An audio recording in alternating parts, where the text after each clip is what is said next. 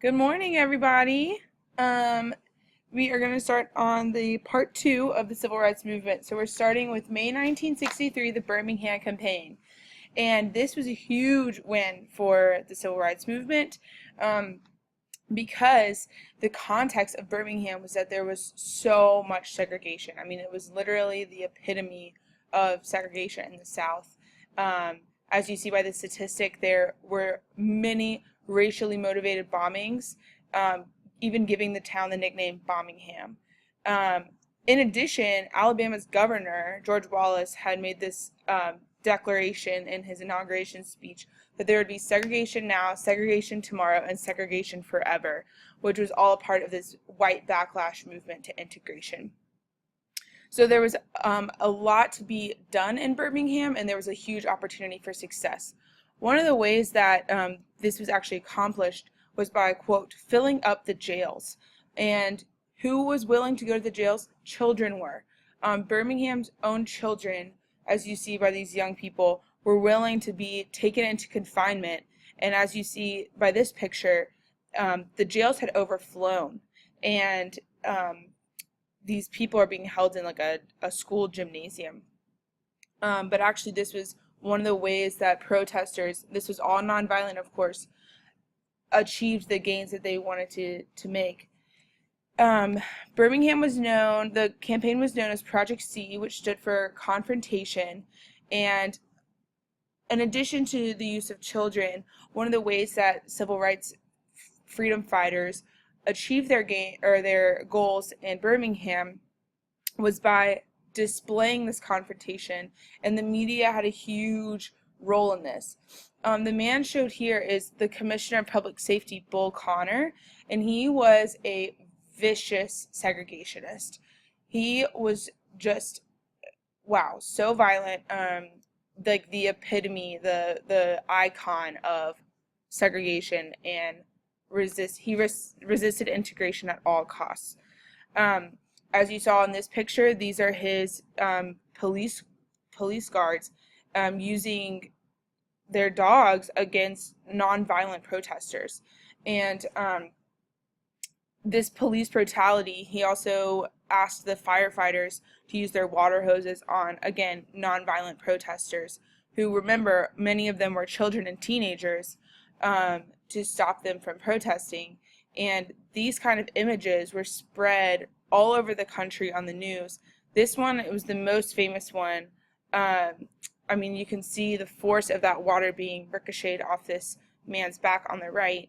And also the fact that one of these people was a woman was very, very impactful for the image of Birmingham around the country. During this whole campaign, Martin Luther King is put in jail, and this is where he writes Letter from a Birmingham Jail, which is a huge win for the movement because it really expresses and rebuts all the criticism that they had been getting. There's a lot more we could say about Birmingham, but we gotta move on. So, next up is the March on Washington, which happened later in 1963 in August. And this was specifically about getting jobs and freedom, so for economic and political equality.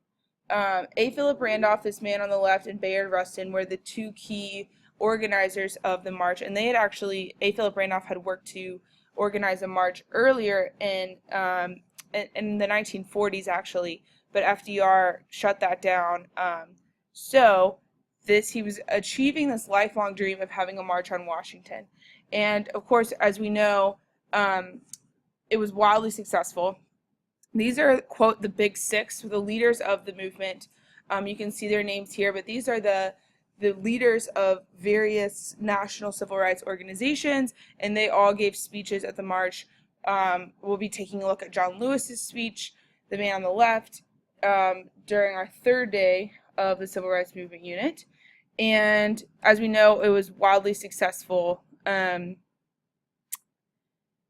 200,000 people came to march, demanding jobs, demanding political equality, and I would say this is one of our nation's proudest moments. and it really did influence the not only the view of the civil rights movement, but political and legislative gains later on or after this.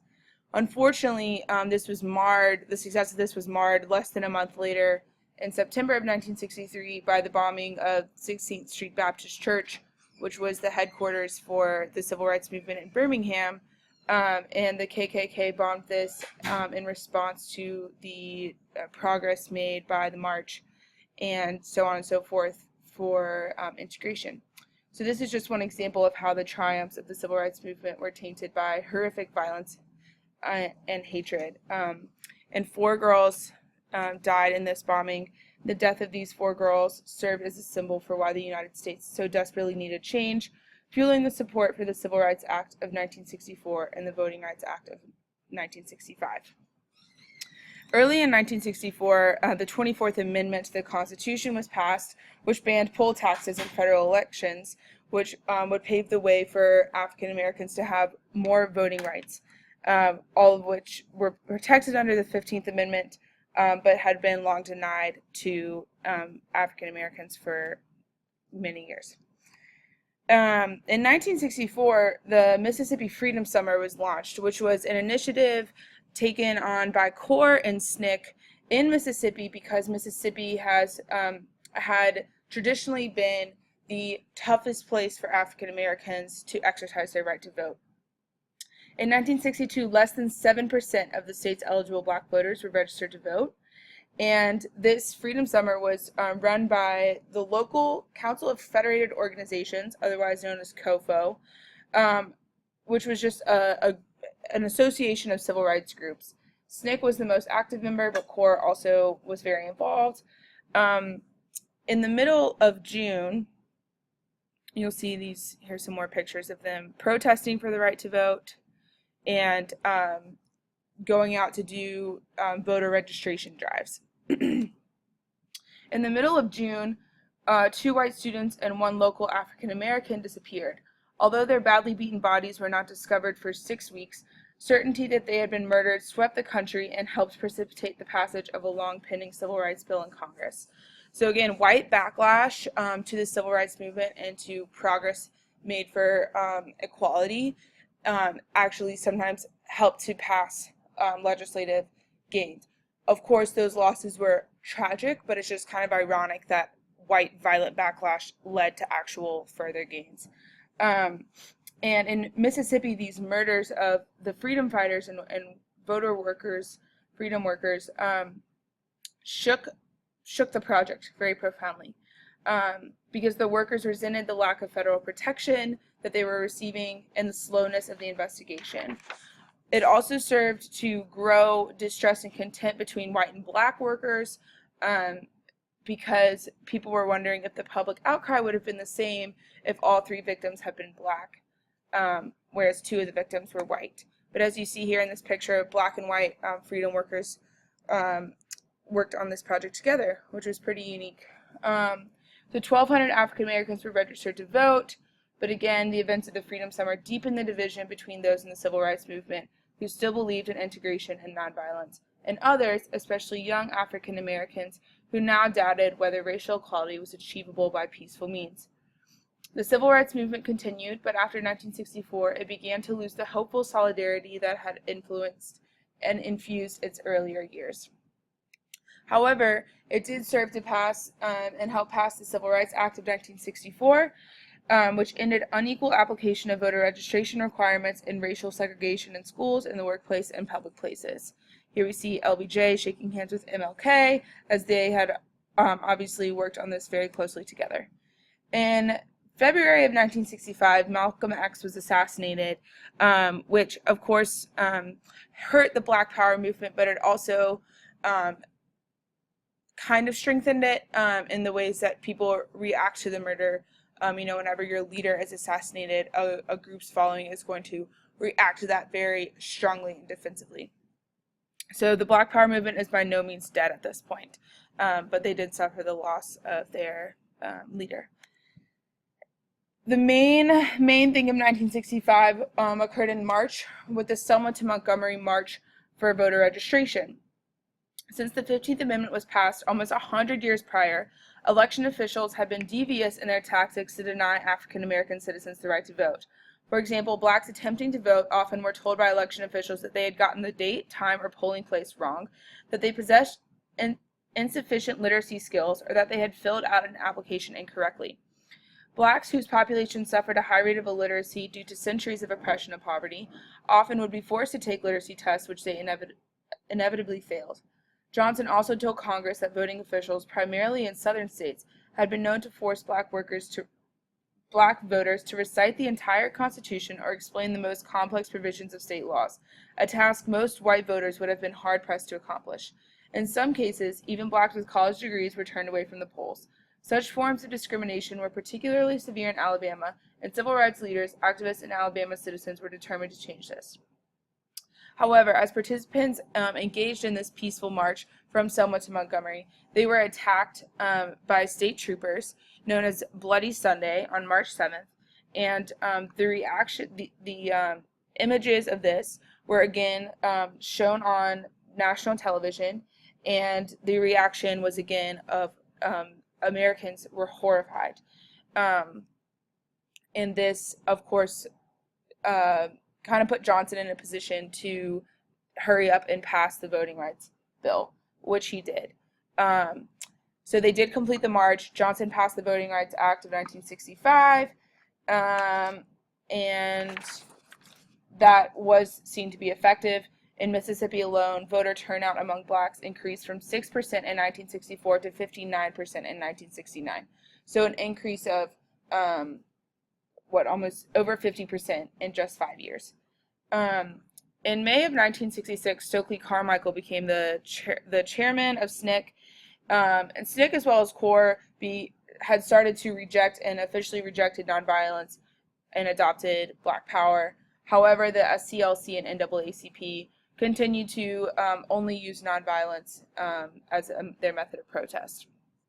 But as we see, the Black Power movement is still gaining support, because in October of 1966, the Black Panther Party was established in Oakland, and they served to monitor the behavior of police officers and challenge police brutality in their local communities.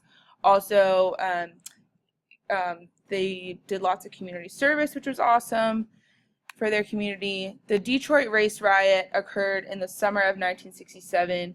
It was the largest race riot and urban uprising at the time during the 60s, and resulted in the death of 33 blacks and 10 whites, and many arrests, lots of damage to property. In response to this, LBG ordered the Kerner Commission, which reported that the causes of the riot were segregation, poverty, and white racism. Thurgood Marshall was appointed to the Supreme Court later that year in October, which was LBJ's move to appoint the first African American to the Supreme Court. It was an awesome win for not only African Americans, but for the future of the Supreme Court. And in April of 1968, MLK is assassinated, which was termed a blow to nonviolence. Here you see this funeral procession through Atlanta. Of course, there are riots that ensue all across the country as people mourn and protest the loss of their great leader. Finally, in April of 1968, the Civil Rights Act was passed, which was really a housing legislation to provide for equal housing opportunities. However, there was a clause that said it forbade travel and interstate commerce with the intent to incite, promote, encourage, participate in, and carry on a riot. So this law has also been criticized for preventing organized protests on the basis that it is organized violence. These are some fun facts, but thanks for sticking with me, guys. I had to fly through this. I'm sorry it's a long video. Do the best you can. Write down your questions that you have. As always, bring any interests or ideas that you have to class, and I can't wait to learn about this with all you guys. You rock. Thanks for doing your homework, and I'll see you soon. Bye.